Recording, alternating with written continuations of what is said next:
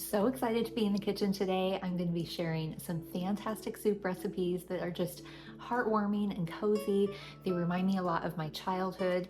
My mom used to make incredible soups when I was growing up, and these are kind of a reflection of what she used to make. When you take a bite of soup, you know that there was a lot of love that went into it, and that's how I feel like my mom's soups were. If we haven't met before, my name is Ange, and this is the Menu Made Kitchen. So we're going to start with this creamy chicken and rice soup. This is actually a non-dairy version, but you can use your favorite dairy products and just swap out the coconut milk for whatever kind of milk that you have or like to use. We'll start by chopping up a few vegetables. I've got about a half of a yellow onion here. I diced into pretty small pieces, and then I like to do just one garlic clove for this soup. I don't like it to be too garlicky, but you can certainly add more if you love that garlic flavor. And then of course we'll chop up our celery. Basically I like the vegetables to all be pretty much the same size. That way each bite is perfect and has just the right amount of everything.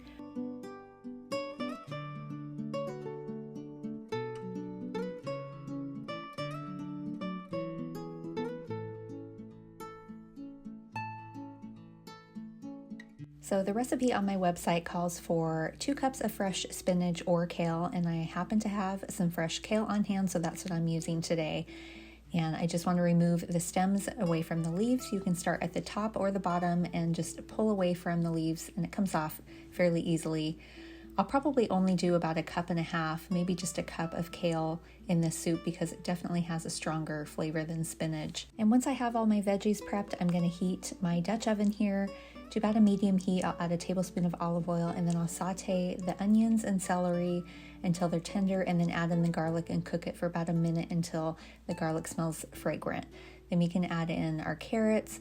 I've got a whole 8-ounce container here of already pre-sliced mushrooms, which are super convenient from the grocery store. And then I added about 1/2 teaspoon of Italian seasoning, salt and pepper, a pinch of red pepper flakes, and then we'll stir in 1 cup of jasmine white rice along with 4 cups of pre-cooked shredded chicken. And then I have a ton of chicken broth here, about 6 or 7 cups.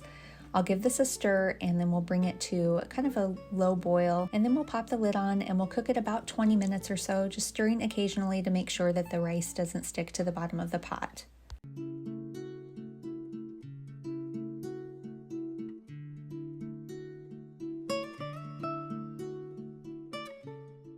And now that the rice is pretty much cooked, the soup is going to be super thick. You can add more chicken stock to this if you want to thin it out. And then we'll add in some fresh parsley and then that chopped up kale we did earlier. And finally, we're going to add in 1/4 cup of light coconut milk. This is from a can. You can also use full fat coconut milk, but I just didn't really feel like it needed it. We'll give everything a stir, and basically we're just wilting the kale and making sure that all the flavors are combined. I'm going to give this a taste to make sure that it doesn't need any salt and pepper, and it almost always does, so I'm going to go ahead and add a little bit of salt to give it a stir, and this is ready to serve. This soup truly is a simple comfort food. It reminds me of my childhood and my mom's great soups. And just a reminder, I have links for all of these soups and they can be found in the description. You guys, it does not get any more cozy than this chicken and rice soup. I love making this during this time of the year. I just want to like bundle up, light some candles, and get a cozy blanket. It is just so heartwarming.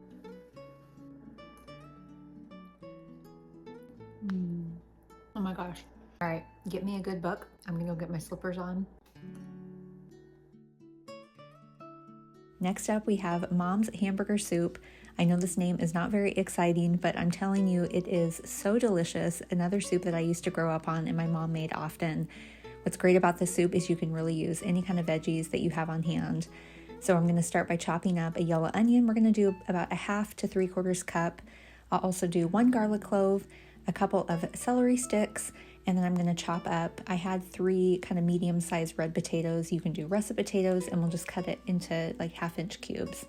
And then in our Dutch oven here, I put in about a tablespoon of olive oil, and then we'll saute our onions and celery until they're soft. Then we'll add our garlic, cook it about a minute or so until it's fragrant, and then we'll add in our ground beef. I have a pound of lean ground beef here. You can use ground turkey for this recipe, or you can add a combination of sausage and beef, but I really like the beef flavor. And once the ground beef is cooked, I'm just going to remove the excess grease from the pot, and then we can move on. I've got a couple of tablespoons of tomato paste. I like to cook this a minute or so. It really just brings out the flavor in the tomatoes, and then we'll add in 1 teaspoon of Italian seasoning. I also have 1 can of fire roasted crushed tomatoes. This is a 28-ounce can. And then we have a teaspoon of Worcestershire. I'm also going to add in a little bit of brown sugar. This just helps balance out the flavor. Sometimes tomatoes can be a little bit bitter because they're acidic, and the brown sugar just helps balance that. And then we'll add in 4 cups of beef stock. I like to use the Better Than Bouillon. It just really is flavorful. And then we'll add in those potatoes. We'll give this a stir, and we're just going to bring this to a boil and cook the potatoes roughly about 15 minutes or so, or until they're tender. And then the last thing that we're going to do is add in 2 cups of frozen peas and carrots. I also have 1 can of green beans. My mom always did green beans in her hamburger soup, and it just made it so good. We'll give this a stir and warm the veggies through. And at this point, we'll add a little fresh parsley, and it's ready to serve.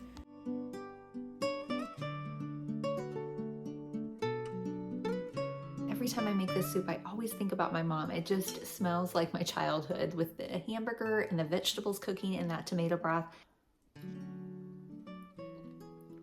Guys, all those vegetables in there, and the potatoes and the hamburger in that awesome tomato broth.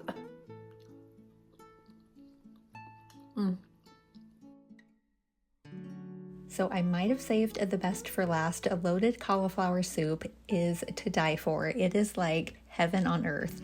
So we're going to start with our cauliflower. I removed the outer leaves, and we're just going to slice the whole head in half. This makes it easier to remove the stem. I just kind of take my knife and make a triangle on both sides, and it pops right out.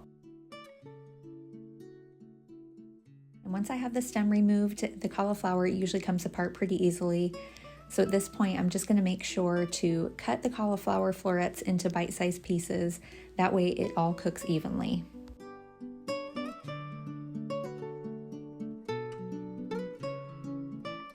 So I'll just transfer our cauliflower to a large bowl and set it aside until we're ready to use it.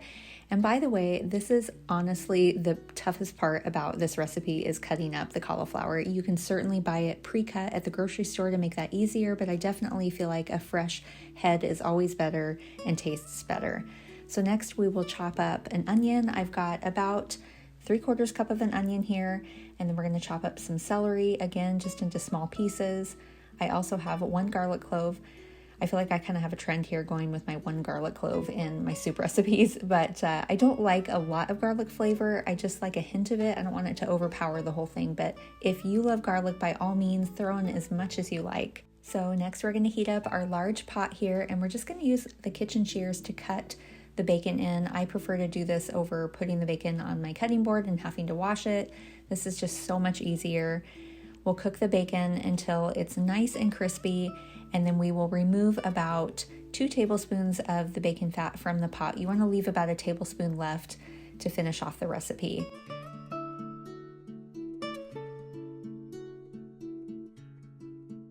Next, we'll add in 1 tablespoon of butter.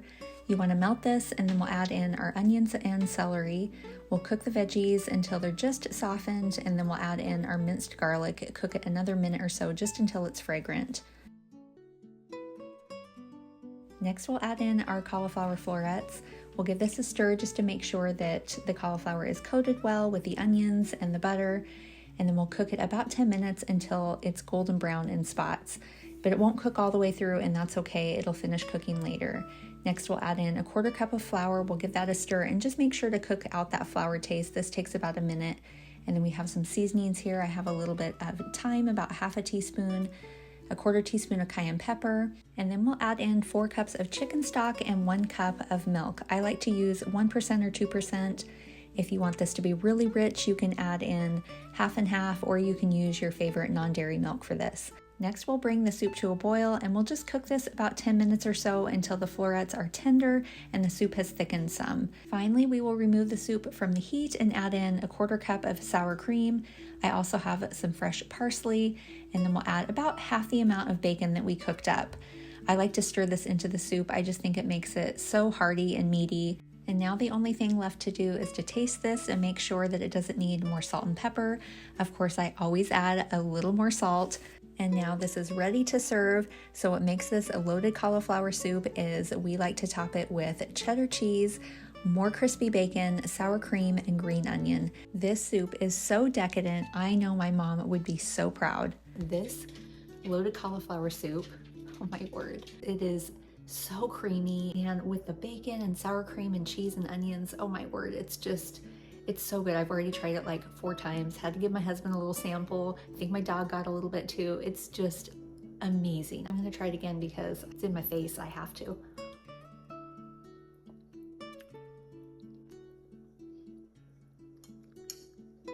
Oh my gosh. I always say that because it's so good. Gotta get some bread. That's what I'm gonna do. I'm gonna get some bread. Okay, so I basically just like tore off pieces off of a round loaf that I got at the grocery store, and I just tear big hunks off instead of slicing it. And it's the perfect for dunking. I'm so excited about this.